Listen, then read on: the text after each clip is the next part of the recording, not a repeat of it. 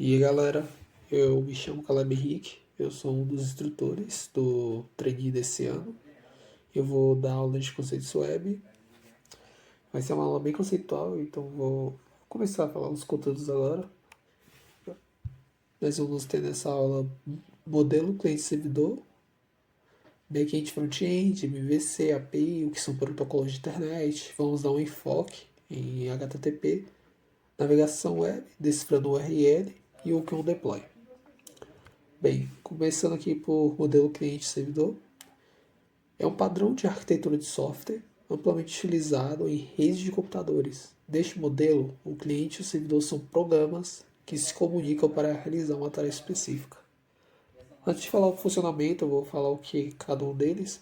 O servidor é um programa que disponibiliza serviços ou recursos, como por exemplo, banco de dados, transferência de arquivos, ou outro exemplo, aplicações web. O cliente é um programa que solicita os recursos ou serviços deste servidor. Bem, como funciona isso? O cliente ele faz requests para o servidor, que primeiro passa pelo núcleo da rede, um roteador que vai para a internet. Então essa request chega no servidor, o servidor pega aquela request, aquela requisição, tanto faz, pega aquela requisição e gera uma resposta. Com essa resposta, vai retornar para o cliente. Então, é um ciclo. O cliente faz request e o servidor gera a resposta. E isso serve para... Tem diversos exemplos na internet, como por exemplo o YouTube. Você digita ali na barra de pesquisa o que você está fazendo na prática ali. Você está fazendo uma request para o servidor e o servidor gera uma resposta, que é a lista de vídeos ou o seu próprio vídeo. Já pulando aqui para outro tópico de back-end e front-end, caso vocês não saibam, o nosso trainee aqui é dividido em duas partes. Primeiro vocês vão aprender o back-end e depois o front-end. Bem, mas o que são essas duas palavras, né? O que elas significam? O front-end é a parte visual do site, da aplicação, então toda a parte que chega ao usuário final, ao cliente, o front-end, é tudo que ele está vendo. E o back-end são os bastidores. Todos os processos que estão rolando por trás, as manipulações dos dados.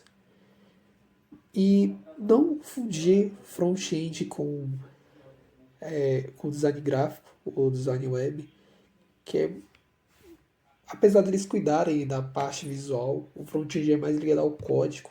Então, tem que pensar isso, é a parte do código, da parte do código visual e a parte ali do banco de dados, manipulação de dados, essas coisas.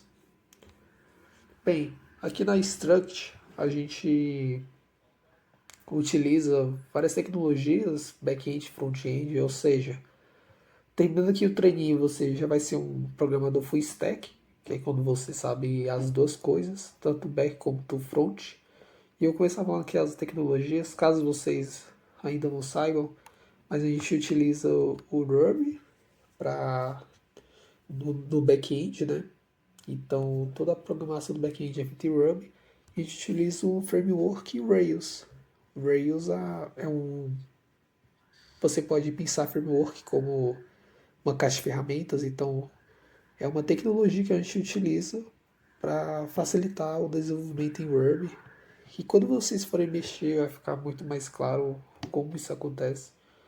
No front-end, a gente utiliza o HTML, que é tipo, é uma linguagem de texto, basicamente isso. O CSS, que é para estilizar esse texto. O JavaScript, que já é uma linguagem de programação mesmo.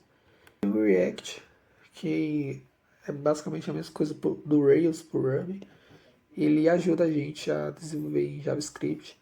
E quando vocês forem mexer lá, vai ficar muito mais simples como isso acontece. E caso vocês não saibam nenhuma tecnologia, não reconheceu nenhum nome, fique tranquilo, vocês não precisam saber disso nesse momento.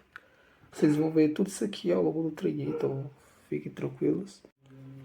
Eu vou começar aqui agora outro tópico. sobre Model View Controller, a arquitetura MVC, que para que serve essa arquitetura? Você divide o que cada parte do código faz e dessa forma você encapsula. Aí fica bem mais fácil de você reutilizar código, atualizar uma determinada parte do código sem quebrar todo o sistema.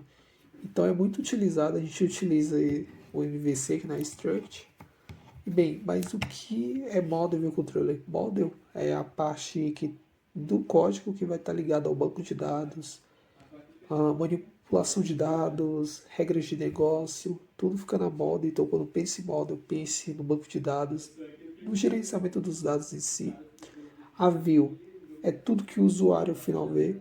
Então toda a parte do front-end, gráficos, botões, texto, tudo que o usuário vê. E a controller é a parte, como posso falar, é o código que gerencia o fluxo. É o intermediador entre a model e a view. Ou seja, um usuário, ele vai, através da view, ele vai se comunicar com a controller vai pegar aquela requisição, vai para a model, e da model ele retorna para a view e chega no usuário final. Caso não tenha ficado muito claro, tem uma analogia que é pensar como fosse um restaurante. O usuário final, nesse caso, é o cliente. Aí o cliente, quando ele faz lá o pedido, ele faz por garçom. Aí o garçom que ele vai ver qual é a melhor rota, ele que gerencia esse fluxo, ele é um intermediador de você para os dados, então ele vai pegar seu pedido, sua requisição e vai levar para o cozinheiro. Aí o cozinheiro, ele vai pegar seu pedido, vai preparar seu prato, sua comida, vai devolver para o garçom. Aí sim o garçom vai devolver para o cliente, que nesse caso era para ter uma comida ali na viu, não vai ter. Mas basicamente isso. Agora vamos falar da API, Application Programming Interface, ou interface de programação de aplicações, na tradução livre. A API ou API, como você preferir chamar, é um sistema desenvolvido para usar as funcionalidades de um outro sistema programaticamente. Compartilham ferramentas, padrões, protocolos. Bem, o que é isso? O API foi uma forma de a gente reutilizar códigos que muita gente vai utilizar, como por exemplo os correios. Porque imagina, se toda vez quando você fosse desenvolver um e-commerce, um marketplace, você tivesse que fazer uma validação de CEP ou um cálculo de frete, não ia ter como. Então, o próprios Correios disponibiliza essa API para a gente desenvolver.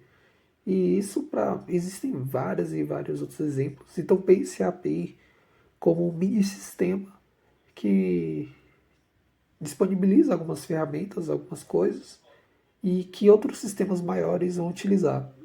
Outro exemplo também é pagamentos de sites, tipo pagar com uma compra, essas coisas.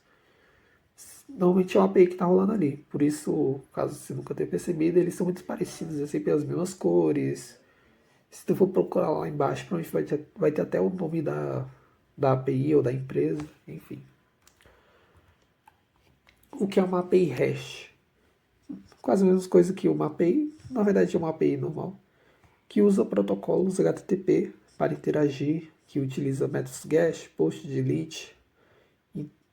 Eu não falei do que é um protocolo HTTP, eu vou falar mais para frente. Então eu vou ir explicando o que é uma API hash ao longo de quando for explicar o que é um HTTP. Bem, eu vou falar aqui o que são protocolos de internet, que é o conjunto de regras que permite a transferência de informações na internet. Porque pensa agora na API hash, agora há pouco, como você ia fazer requisições da API se fosse tudo desordenado, não tivesse regras. Então viu-se a necessidade de criar protocolos para não virar uma bagunça. Eu vou falar que os principais, existem diversos, então recomendo pesquisar, só por curiosidade mesmo. O IP, que é o Internet Protocol, que é basicamente falando que cada dispositivo, computador, tem o seu próprio IP. Cada dispositivo na rede vai ter seu próprio IP, então pode pensar como um CPF mesmo. Eu não vou explicar detalhadamente o que cada coisa é, porque exige uma explicação muito densa e que no final ninguém não liga tanto, né? O DNS, que é o Domain Name System, que ele traduz o IP que o servidor que você quer acessar, por exemplo, qualquer servidor, ele traduz para uma linguagem humana.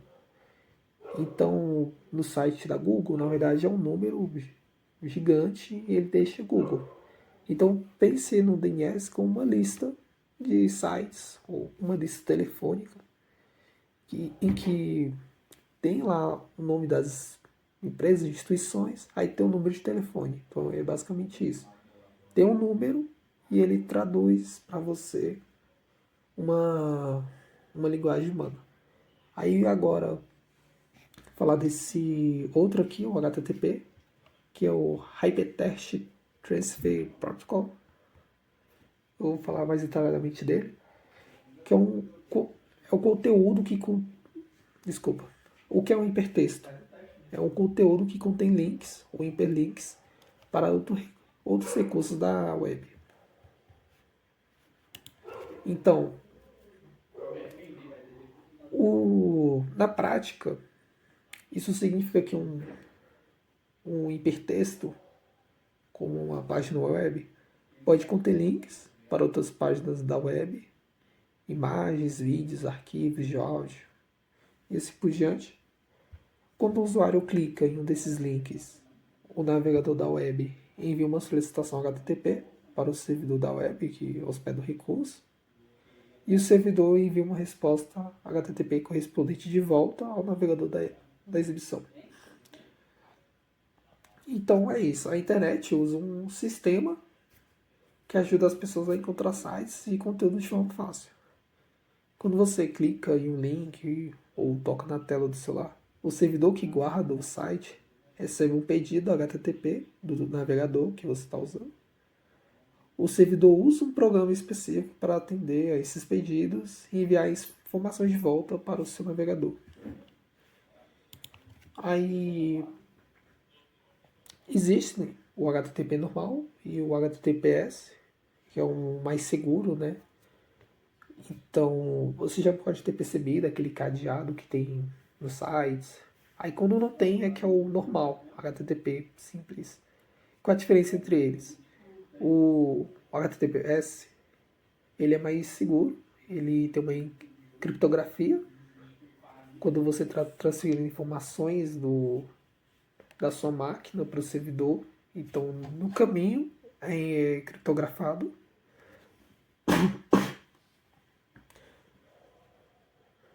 E então por isso, quando você está num site que não é seguro, o navegador já avisa, né?